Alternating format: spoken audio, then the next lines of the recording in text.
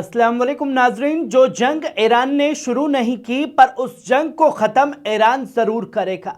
दुनिया एक खतरनाक मोड़ पर पहुंचती दिखाई दे रही है।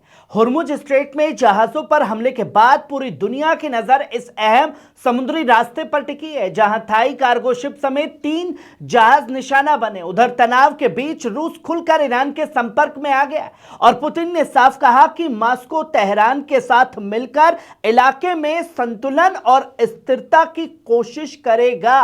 दोस्तों, सवाल यह है कि क्या अब मिडल ईस्ट की जंग सिर्फ एक टकराव नहीं बल्कि दुनिया की बड़ी ताकतों के आमने सामने आने की कहानी बनती जा रही है? और क्या ईरान अपने जवाब से पूरे समीकरण बदल रहा है? जो तस्वीर खुल करके सामने आ रही है, जहां सबसे पहले आप इस खबर पर नजर डालिए। हुर्मुज स्ट्रेट में जहाज पर हमला, थाई कार्गो शिप से उठता काला धुआं, 20 नाविक बचाए गए। दोस्तों, मिडिल ईस्ट की जंग के बीच अब एक और बड़ी खबर सामने आई है और इस बार मामला दुनिया के सबसे अहम समुद्री रास्तों में से एक हुर्मुज स्ट्रेट से जुड़ा हुआ है। रिपोर्ट्स के मुताबिक थाईलैंड एक बल्क कैरियर जहाज मयूरी नरी बुधवार को हुर्मुज स्ट्रेट से गुजरते वक्त हमले का शिकार हो गया। यह जहाज संयुक्त अरब अमीरात के खलीफा पोर्ट से रवाना होकर भारत के कांडला बंदरगाह की तरफ जा रहा था।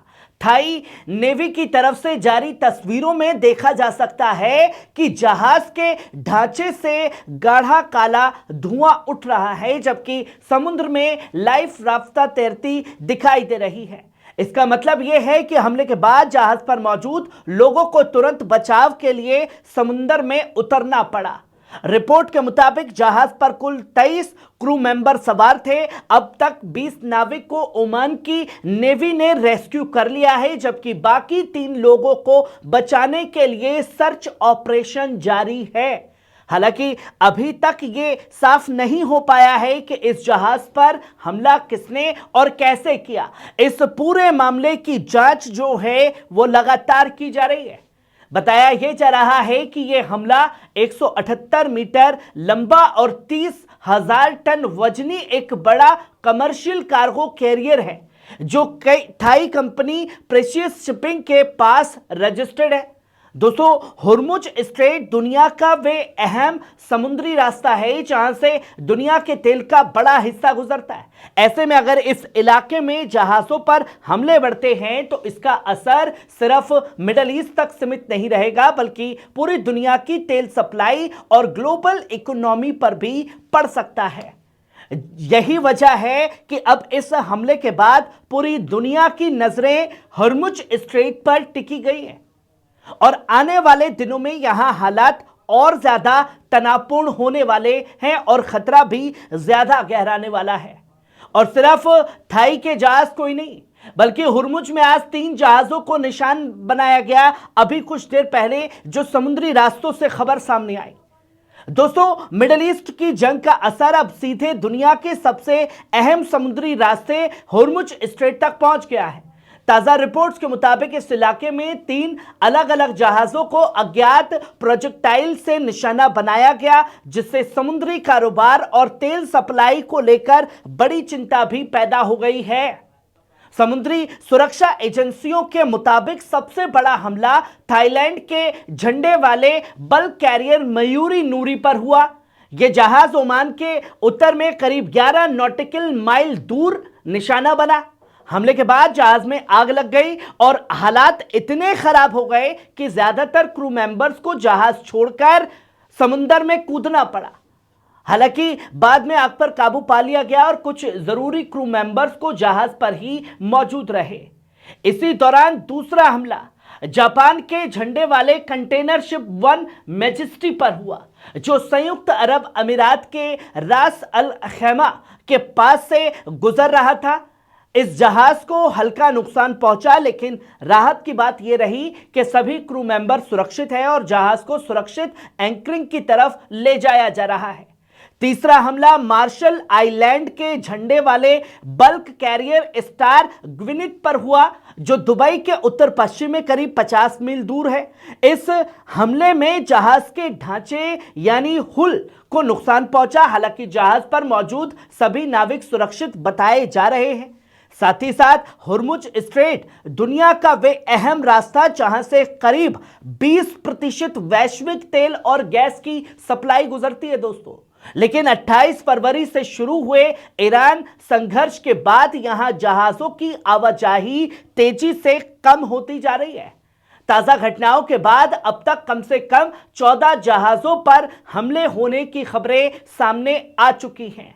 इससे साफ है कि मिडिल ईस्ट की जंग अब सिर्फ जमीन तक सीमित नहीं रही, बल्कि इसका असर समुद्री रास्तों और वैश्विक अर्थव्यवस्था तक फैलता जा रहा है। साथ ही साथ पूरी दुनिया की नजर अब इस बात पर टिकी है कि हुर्मुज स्ट्रेट में हालत आगे और कितने बिगड़ते हैं, क्योंकि यहां की हर हलचल का असर सीधे तेल कीमतों और ग्लोबल ट्रेड पर पड़ सकता है, जिस पर कंट्रोल अभी ईरान ने पूरी तरह कर रखा है। वहीं अब आप ये तीसरी सबसे अहम खबर देखिए। रूस खुल करके ईरान के समर्थन में और साफ तौर पर कहा कि तेहरान के साथ मिलकर के ऑपरेशन चलाए जाएंगे अमन कायम करने के लिए। दोस्तों, मिडिल ईस्ट की जंग के बीच अब रूस की तरफ से एक अहम बयान सामने आया है, जिसने दुनिया का ध्यान अपनी तरफ पूरी तरह खींच लिया है। क्रेमलिन ने साफ कर दिया है कि रूस लगातार ईरान की क़यादत के संपर्क में है और मिडिल ईस्ट में हालात को स्थिर करने के लिए हर मुमकिन कोशिश करने को पूरी तरह तैयार है। क्रेमलिन के प्रवक्ता दिमित्र पेस्कोव ने मीडिया से बात करते हुए साफ लफ्जों में कहा कि रूस की सरकार ईरानी लीडरशिप के साथ लगातार बातचीत कर रही है। उनका कहना था कि रूस का मकसद इस इलाके में अमन और स्थिरता बहाल करना है। पेस्कोव ने यह भी याद दिलाया कि रूसी राष्ट्रपति व्लादिमीर पुतिन पहले ही यह कह चुके हैं कि अगर हालत बिगड़ते हैं तो रूस अपनी तरफ से हर वे कदम उठाएगा जो क्षेत्र में शांति और संतुलन लाने में मददगार हो सकता है। रिपोर्ट्स के मुताबिक हाल के दिनों में राष्ट्रपति पुतिन और रूस के विदेश मंत्री सरगेई लावरोव दोनों ने अपने ईरानी समकक्षों से बातचीत की है। इन बातचीतों में मिडिल ईस्ट की मौजूदा जंग और बढ़ते तनाव पर चर्चा हुई है। इतना ही नहीं, इसी हफ्ते राष्ट्रपति पुतिन ने अमेरिका के राष्ट्रपति डोनाल्ड ट्रंप से भी फोन पर बात की, जिसमें इस पूरे संकट और क्षेत्रीय हालात पर विचार भी किया गया था। दोस्तों, ये पैगाम एकदम साफ तौर पर दिखाई दे रहा है कि मिडिल ईस्ट का ये टकराव अब सिर्फ ईरान और इजराइल या अमेरिका तक सीमित नहीं रहा है, बल्कि दुनिया की बड़ी ताकतें भी इसमें सक्रिय हो चुकी हैं और पैनी नजर एक दूसरे के ऊपर रखी जा रही है।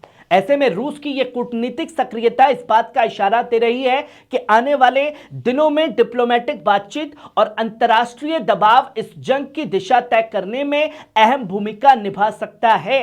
और अगर अपनी गुंडागर्दी और अपने आतंकी हमलों से अमेरिका इजराइल बाज नहीं आया तो बहुत जल्द हुर्मुज में महाशक्तियों का टकराव देखने को मिलेगा और फिर यह जंग सिर्फ छोटी मोटी जंग नहीं बल्कि वर्ल्ड वॉर 3 में तब्दील हो जाएगी। खबर कैसी लगी कमेंट बॉक्स में आकर के अपनी राय जरूर दीजिएगा। शुक्रिया।